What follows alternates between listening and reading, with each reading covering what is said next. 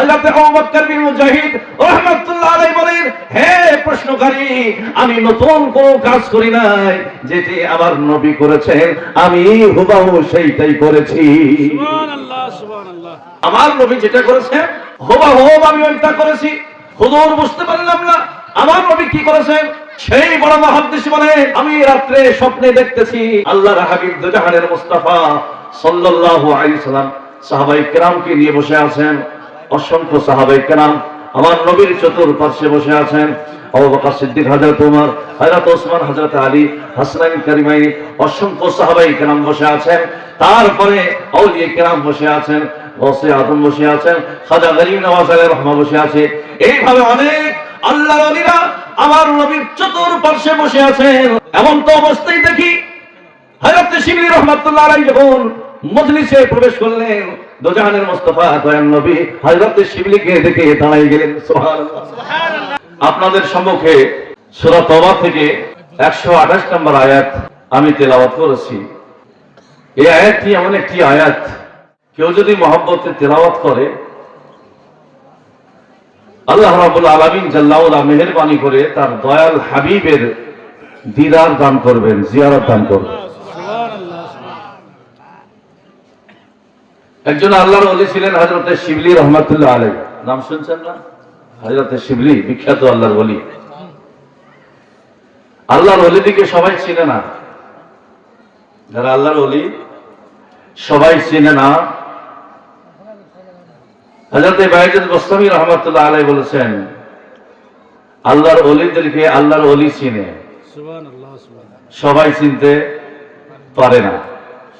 আল্লাহকে চিনা বড় সহজ, কিন্তু ওলিকে চিনা অত সহজ না। আপনি বলবেন, হুজুর কেমন কথা বললেন? আল্লাহকে চিনা সহজ, এই জন্য এই আকাশ কে বানাইছেন? আল্লাহ। কোথায় খুঁটি খাম্বা আছে? আমরা একটা ঘর বানাতে গেলে খুঁটি খাম্বা লাগে না? তো একটি ছাদ, একটা চালা খুঁটি খাম্বা ছাড়া আমরা খাড়া করতে পারি না। কিন্তু আল্লাহ বিশাল আকাশকে কোথাও খুঁটি খাম্বা নাই, আল্লাহ ঝুলন্ত অবস্থা রেখেছেন। তো এই আকাশ, এই আসমান আল্লাহর পরিচয় দিচ্ছে না? এই যে সুন্দর সুন্দর রং, জমিন, আসমান, চন্দ্র, সূর্য, গ্রহ, তারা, এগুলো কে বানাইছেন? আল্লাহ বানাইছেন। আমাদের তো অবস্থায় একটা মশার যদি পর ভেঙে যায় সেটাকে জোড়া লাগাতে পারবো? একটা যদি চোখ নষ্ট হয়ে যায় আবার নতুন চোখ দিতে পারবো? যদি ছানি পড়ে যায় ডাক্তারের কাছে যে আপনি ছানি পরিষ্কার করলেন, কিন্তু চোখ যদি নষ্ট হয়ে যায় দেওয়ার মালিককে আল্লাহ।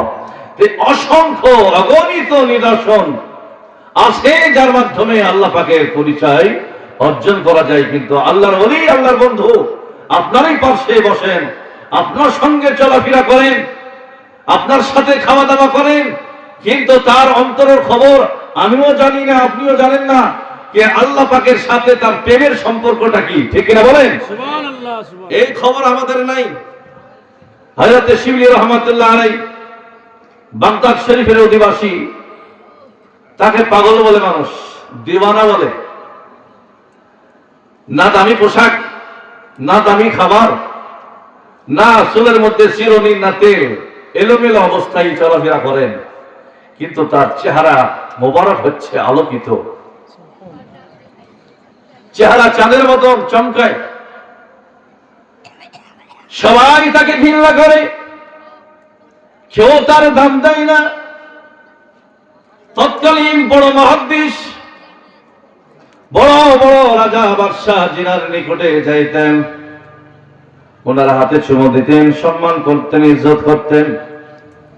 হযরত আবু বকর বিন মুজাহিদ রাহমাতুল্লাহি আলাইহি সবাই ওনার কাছে যাইতেন, বড় বড় রাজা বাদশাহ। হঠাৎ করে একদিন এই দিওয়ানা, এই পাগল শিবলি রাহমাতুল্লাহ আলাইহি ওনার কাছে তাশরীফ নিয়ে গেলেন।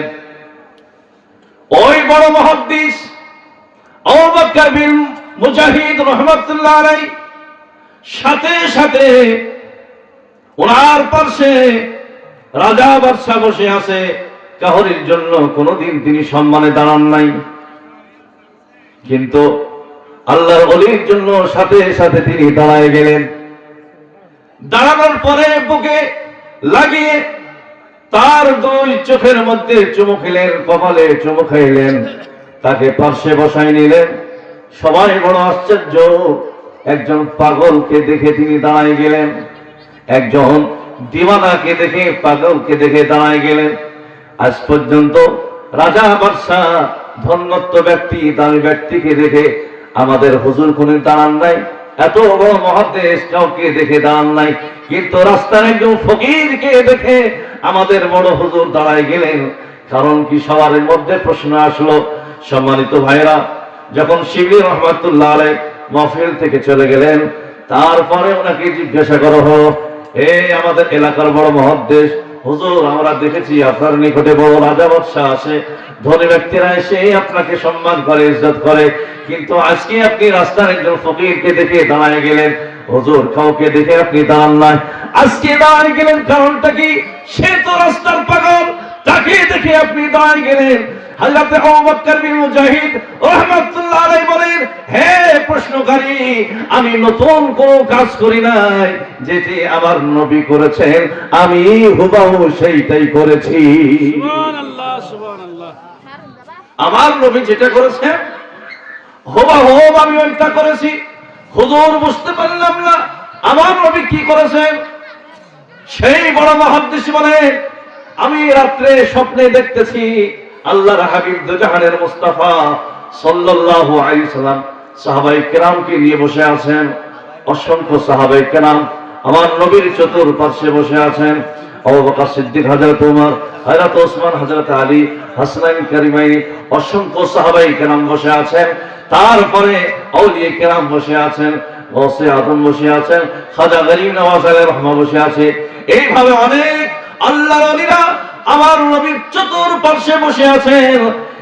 এমন তো অবস্থায় দেখি হযরত শিবলি রাহমাতুল্লাহ আলাইহি যখন মজলিসে প্রবেশ করলেন, দোজাহানের মুস্তাফা দয়ান নবী হযরত শিবলিকে দেখে দাঁড়ায় গেলেন। সুবহানাল্লাহ, সুবহানাল্লাহ। এই শিবলিকে দেখে দাঁড়ায় গেলেন।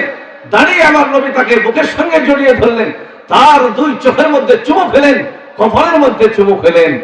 সম্মানিত ভাইরা, তখন জনগণ প্রশ্ন করে বসলো, ইয়া রাসূলুল্লাহ, ইয়া হাবিবাল্লাহ, ইনি কে? ইনার পরিচয় কি? ইনাকে দেখে দোজাহানের মুস্তাফা কামলি কমলে ওয়ালে আকা মুহাম্মদুর রাসূলুল্লাহ, দোজাহানের বাদশা, নবীদের নবী, রাসূলদের রাসূল আপনি দাঁড়ায় গেলেন। সাহাবায়ে কেরাম এখানে মওজুদ আছে। নবী গো, একজন শিবলির জন্য, একজন ব্যক্তির জন্য আপনি দাঁড়ায় গেলেন। এই ব্যক্তি কে? এর পরিচয়টা কি?